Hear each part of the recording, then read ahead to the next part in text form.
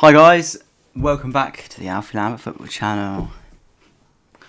As promised in the last video, I'll be talking about Morecambe Football Club today and their sad story, which you probably know from the title, the thumbnail, all that, and also like Sheffield, Wednesday, and all the big clubs that are whinging about their problems, which what is it called? First world problems. So that's what it's called.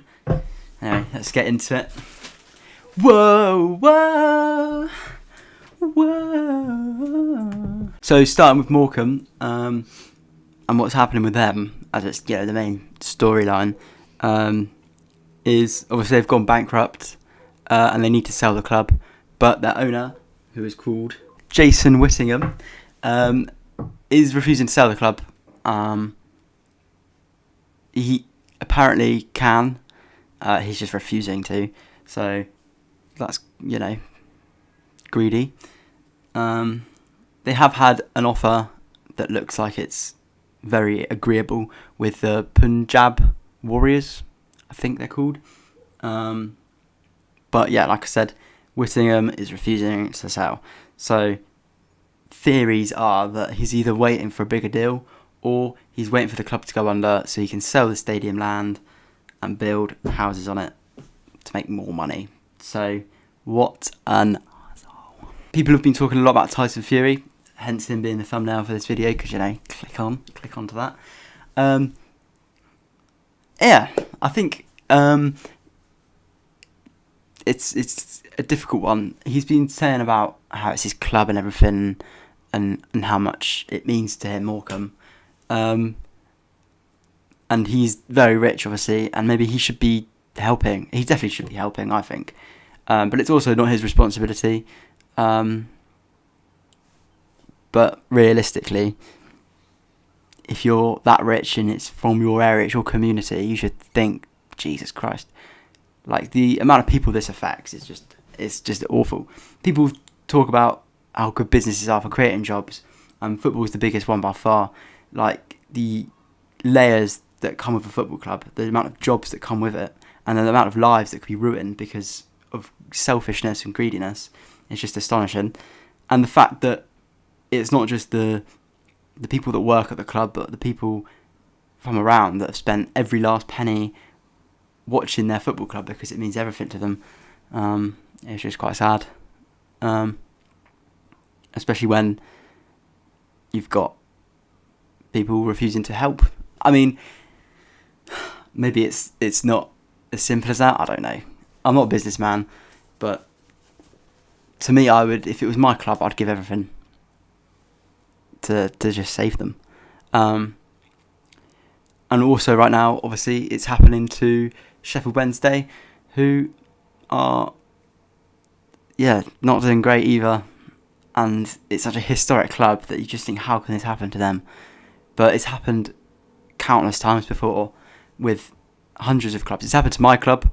It's happened to Bolton, Bury, Wimbledon. A bit differently for Wimbledon, but you lose your football club and it's a massive thing. And the checks for owners needs to be improved and changed. Like, the amount of times this has happened without any kind of change in the infrastructure of the leagues and the way that they deal with new ownerships, it's just embarrassing, really, from the FA and from whoever does it, EFL itself. I don't know how difficult it would be to find out the true meaning of someone buying a club and why they're doing it, because if it is just purely for money, it shouldn't happen. Like, you go into Germany and every club is 51% owned by the fans, so that nothing like this can happen, so that no decisions are made against the best nature for the club. So yeah, you get things like this happening here, and it just makes you wonder how we did it all so wrong. So yeah, Morecambe have been suspended from playing any games at the moment until things change, and if they don't change, then they'll just be removed from the league. And well, I'm assuming they'd have to just start again as a Phoenix club from the very bottom, which is just awful.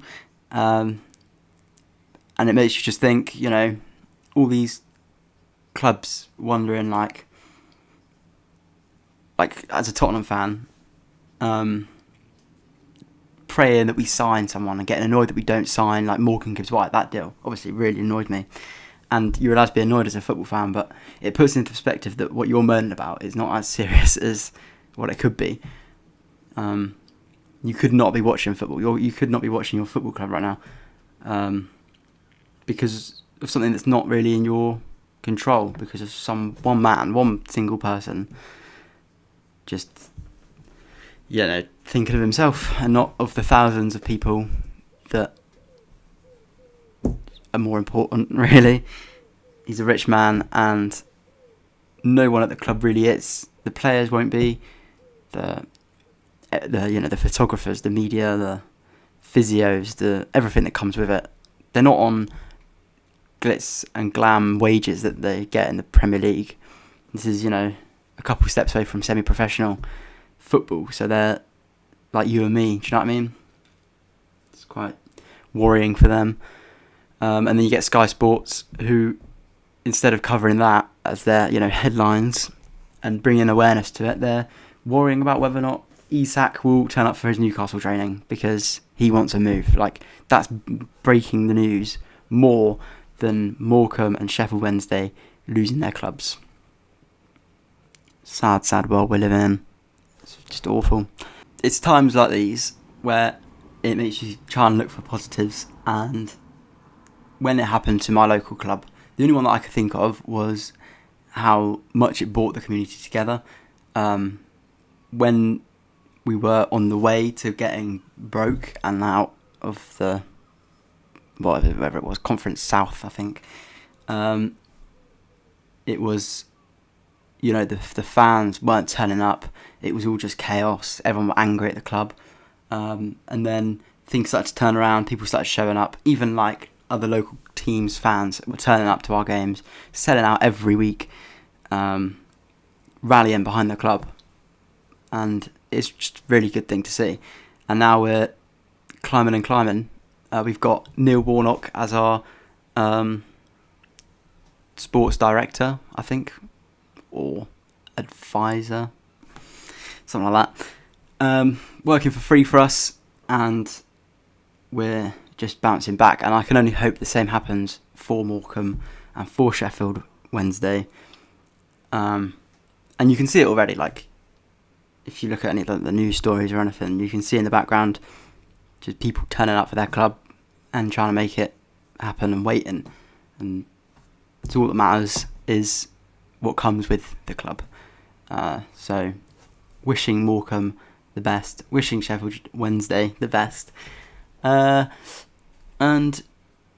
yeah, I don't know what else to say about this matter, so why don't you just hit like and subscribe, share with your friends, bring awareness to this. If you even feel like it, you know, maybe, like, I don't even know how they get saved at this point, if it's just by selling or fundraising.